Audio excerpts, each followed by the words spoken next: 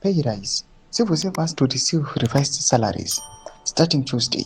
Dzanapena mashoko abuda panguva ino achinikwa kunzi panguva ino zvigananda zvarunga zano rekuti civil servants vambowana a pay rise, but later on ichizokatiwa the same strategy yakamboshandiswa kune vemauto. Dzanapena mashoko anobuda choko panguva ino aiwa nepresident ati 2030 about subscribe or like on the bell icon.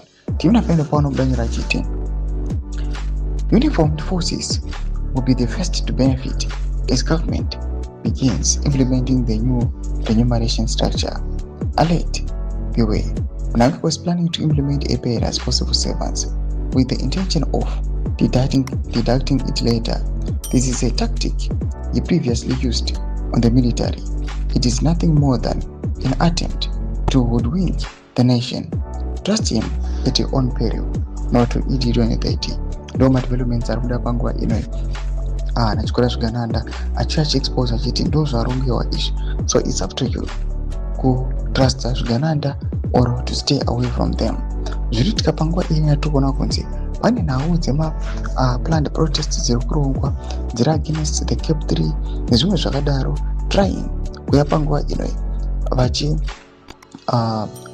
tora everyone kuti auye achisupporta the Cap 3. Panguva ino pari kuonekwa kunzi ZANU-PF is now using money, is now using force, is now undermining the people's rights, achiforce everyone to accept the new era, to accept the new amendments. Madevelopments ari kuda panguva ino ari nyatsoonekwa kunzi senyika panguva ino kwatiri kuenda cheko nyika yeZimbabwe hapana kwairi kuona, and panguva ino we see kuti independence celebrations are now approaching, but still the country is still struggling. Pena comment section medu dzofungura muri kudiva musoro pechitiko ichi. Subscribe or like, chira on the bell icon.